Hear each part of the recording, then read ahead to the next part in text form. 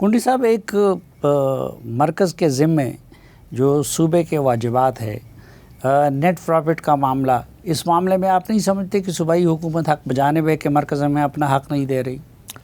دیکھیں، حق بجانب ہے لیکن مانگنے کا طریقہ غلط ہے۔ ہم اپوزیشن میں، پچھلی حکومت میں بھی ہم اپوزیشن میں تھے، ابھی بھی تھے۔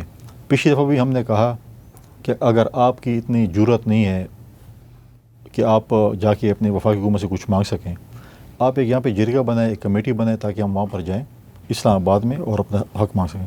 نہیں بنا۔ ابھی بھی ہم کہتے ہیں کہ آئیں، چلو پچھلی دفعہ تو آپ بڑے کمزور تھے، آپ گونگے اور بہر ہو چکے تھے، آپ اپنی چیزیں نہیں مانگ سکتے کہ نوکری نہ چلی جائے۔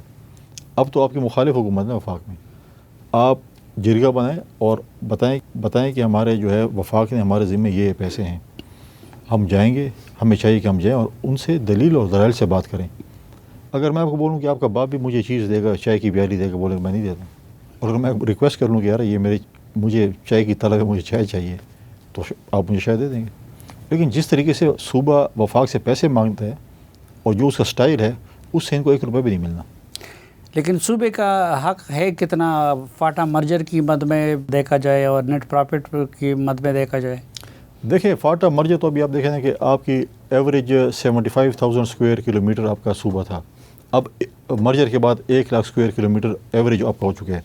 55 لاکھ آبادی سرکار کے حساب سے ہو چکی ہے ایڈ کے پی میں، لیکن فاٹا کے فارمر فاٹا کے ہمارے جو دوست ہیں وہ کہتے ہیں کہ نہیں، کوئی کہتا ہے 1.25 کروڑ ہے، کوئی کہتا ہے 1.5 کروڑ ہے، ہم 55 ہی مانگ لیں تو 17 پوائنٹ سم تھنگ ہمارا ڈویژن پول میں جو حصہ بنتا ہے وہ ہمارا جمپ کرے گا 19% میں، کیونکہ آبادی بھی بڑھ گئی ہے، اسکوائر کلومیٹر بھی بڑھ گیا ہے۔ تو پرائم منسٹر نے کمٹ کیا تھا پشاور میں کہ شاید وہ اگست میں جو ہے وہ، اور وہ پیسے پچھلے 5 سالوں میں نہیں ملے، جب پی ٹی آئی کی حکومت تھی تب بھی اور جس کی بھی حکومت تھی وہ تو دیکھیں، وہ اس میں جو ہم نے 100 ارب روپے سالانہ کا حساب اگر ہم لگائیں تو وہ جو 10 سال کے لیے تھے، 8 سال گزرے، اس میں سے آدھے بھی نہیں ملے۔ یہ تو صرف مرج ڈسٹرکٹ کی بات ہے جس کو آپ نے کہنا ہے کہ آپ ہمارے اس میں شامل ہو جائیں۔ اس میں صوبے میں دیکھیں بجلی کی مد میں ہے، آج مجھے بتائیں کہ پانی کی مد میں 1991 ایکارڈ کے بعد جو پانی کا حصہ بنتا تھا خیبر پختونخوا کا، وہ ہمیں نہیں ملا۔ رینی کینال بن چکی ہے، تھل کینال پنجاب میں بن چکی ہے، کچی کینال کمپلیشن پہ ہماری تو بھی ہمارا پانی تو استعمال فار ایگزامپل ریاست کر رہی ہے۔ پنجاب اور سندھ تو بیچ میں نہروں پہ لڑ رہے تھے، ہمیں جو اپنا حصہ جو ہمارا بند تھا 91 ایکارڈ کے بعد وہ ہمیں نہیں ملا، اور اگر وہ ریاست استعمال کر رہی ہے اس کے بھی تو ہمیں چاہیے کہ اگر آپ ہمارا پانی استعمال کر رہے ہیں اس کے بھی تو ہمیں کوئی آبیانہ وغیرہ دے دیں، وہ بھی نہیں ملا۔ تو اس کے اوپر نہیں، لیکن اس کے استعمال کے لیے ہم نے کوئی میکینزم بھی تو نہیں بنایا نا۔ دیکھیں، میکینزم تو وفاق دے دینا نا۔ ابھی جیسے چشمہ لفٹ کنال انہوں نے اپروو کی تھی، اس کے بھی ٹینڈرنگ پروسیس میں، جب وہ آئے گی تو اس کے بعد ہم یوٹیلائز کر سکیں گے۔ لیکن 91 ایکارڈ کے بعد باقی تینوں نہروں تو تقریباً ایک کچی کینال رہ گئے جو کہ بلوچستان میں کمپلیشن پہ ہے، ہم نے تو ابھی تک شروع ہی نہیں کی۔ باقی تو سندھ اور پنجاب میں تو اپنی نہریں بنا کے اس پہ زمینیں بھی آباد کرنا شروع کر دی ہیں اور سب کچھ ان کا سسٹم بھی شروع ہو گیا۔ ہمارا بالکل نہیں۔ وہ دیکھیں ہم اس چیز میں بھی پھر دیکھیں بجلی کی مد میں اگر آپ دیکھیں سب سے سستی بجلی ہم پیدا کر رہے ہیں، سب سے زیادہ لوڈ شیڈنگ ہمارے اوپر ہے، سب سے زیادہ گیس پیٹرول ہم پیدا کر رہے ہیں، سب سے زیادہ لوڈ شیڈنگ ہمارے اوپر ہے۔ اب آپ مجھے بتائیں کہ اگر جب گندم کا سیزن آتا ہے ڈی سی کھڑا ہو جاتا ہے پنجاب میں، کہتے ہیں ضلع بند ہوگی، آپ گندم خیبر پختونخوا نہیں لے کے جا سکتے، اور اگر ہم یہ چیز ریاست کو دے رہے ہیں۔ پولٹری کا جب وہ ہوتا ہے ضرورت ہوتی ہے اور کمی پیش ہو جاتی ہے، ڈی سی بارڈر بند کر دیتا ہے کہ آپ نے بارڈر پولٹری بھی جو ہے وہاں کے پی نہیں جا سکتی ہے۔ تو یہ چیزیں جو ہے نا، ہم نے ہمیشہ یہ باتیں کی ہیں وفاق سے کہ یہ چیزیں، اب مجھے بتائیں کہ آپ کا جو وابڈہ ہے 24,000 ملازمین ہیں صوبے میں، اس وقت سیٹیں کتنی ویکنٹ آپ کو پتہ ہے؟ 14,000 سیٹیں ویکنٹ ہیں، 10,000 پہ آپ پورا وابڈہ چلا رہے ہیں صوبے کا، اور وفاقی حکومت بھرتی نہیں کر رہی۔ آسٹریٹی ڈرائیو پتہ نہیں کیا چیز۔ کئی دفعہ میں نے کہا کہ آپ جو سیٹیں بچی آپ مجھے بتائیں چوری کیسے روکیں گے، وابڈے والے ڈیوٹی کیسے کریں گے جب ان کے پاس 14,000 سیٹیں ویکنٹ پڑی ہیں؟ کون ڈیوٹی کرے گا؟ آپ ایک بندے سے ایک انسان سے آپ کتنی ڈیوٹی کریں گے؟ تو یہ چیزیں جو اچھا، یہ یہاں پہ سیٹیں ویکنٹ ہے، ابھی جو فرنٹیئر کانسٹیبلری کو بنا دیا گیا فیڈرل کانسٹیبلری، تو اس میں بھی اے این پی کو اعتراض ہے کہ جی اس سے پختونوں کی ویکنسیاں کم ہو گئی۔ دیکھیں، میں اس پہ کچھ حد تک ان سے اگری بھی کرتا ہوں۔ اگر فیڈرل بن گئے تو یہ ایک اچھی بات بھی ہے، لیکن اس میں یہ چیز ہونی چاہیے کہ اگر آپ جتنا کوٹا خیبر پختونخوا کا رینجرز میں ہے اتنا پھر آپ بنا لیں، لیکن اس میں بھی آپ کا شرط یہ ہو کہ کیونکہ وہاں پر ایف سی میں آپ پشتون جو ہمارے قومیں تھیں ان کے لوگ بھرتی ہوتے تھے، ٹھیک ہے. اب یہ ہے کہ اگر آپ فیڈرل بناتے ہیں میں کوئی اعتراض نہیں ہے، لیکن آپ اس میں بھی وہی پشتون بھرتی کریں. کوٹا اتنا ہی پنجاب اور سندھ کو دے جتنا ایف سی اس میں رینجرز میں ہمارا کوٹا ہے. میری معلومات کے مطابق تو اس حساب سے کوٹا رکھ دیا گیا ہے. اگر اس حساب سے کوٹا رکھا ہے جتنا خیبر پختونخوا کا کوٹا پنجاب اور سندھ کے رینجرز میں ہے تو پھر تو میں کوئی اعتراض نہیں ہے. پھر تو اگر یہ وسیع کر رہے ہیں اپنے یہ جو ہے پلاٹونیں بڑھا رہے ہیں تو ہمارے لوگوں کو بھرتی کر رہے ہیں تو اس میں ہمیں کوئی اعتراض نہیں ہے، ہونا چاہیے. اگر ہمیں جابز مل رہی ہیں اور وہ بات ٹھیک بھی ہے. اگر ہمارے جو کوٹے میں جو کے پی میں ہمارے پاس جو ایف سی موجود ہوتی ہے، کبھی وہ کشمیر جا رہی ہے، کبھی اسلام آباد جا رہی ہے، کبھی کدھر جا رہی ہے، اگر لوگ زیادہ بھرتی ہو جاتے ہیں یہاں پہ پرماننٹ وہ پوسٹڈ ہو جائیں، جو ہماری پلاٹون ہمیں واپس مل جائیں گی.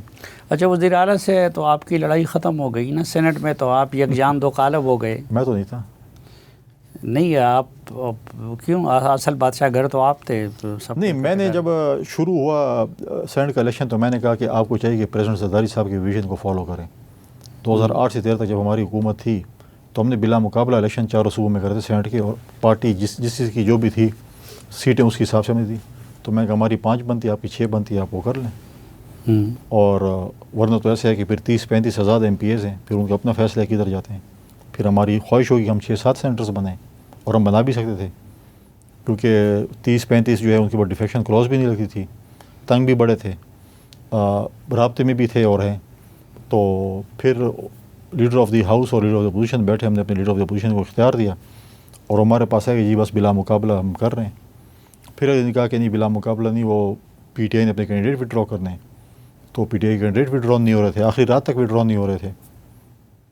پھر ہم تو اپنے جو ہم نے زبان دی تھی ہم اس پہ قائم تھے.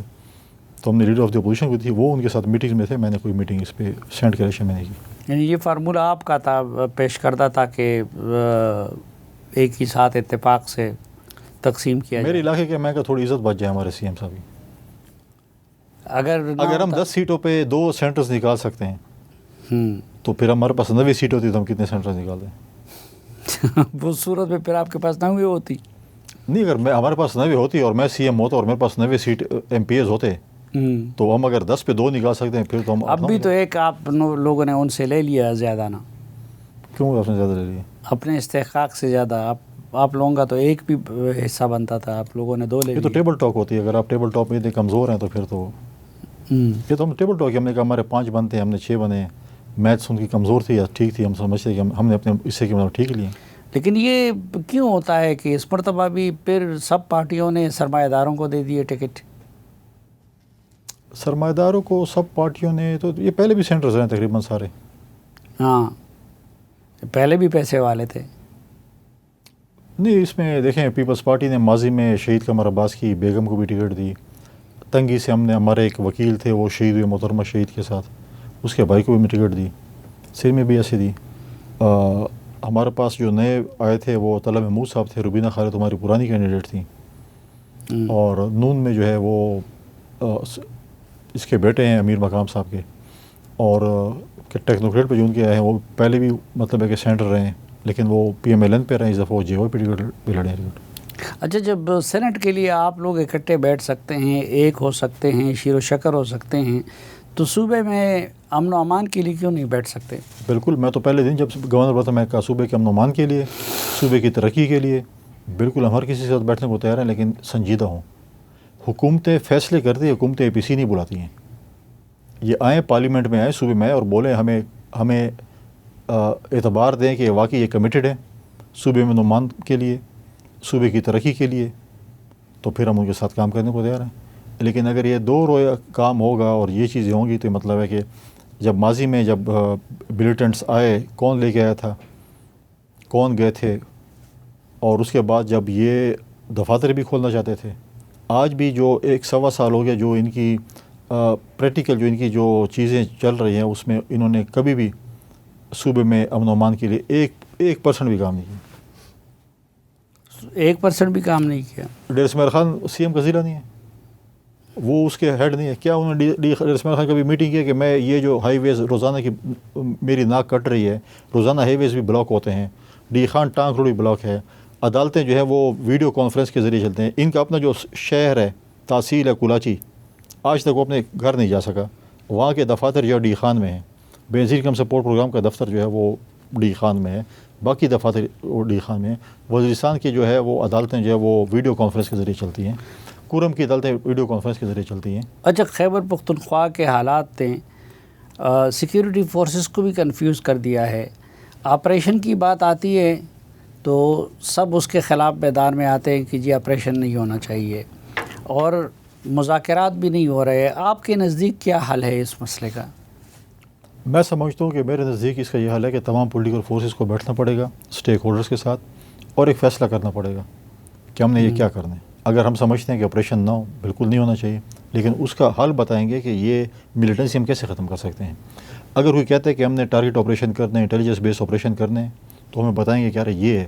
دیکھیں، آج مجھے جو لگ رہا ہے وہ اعتماد کا فقدان ہے ہم میں، اداروں میں اور عوام میں.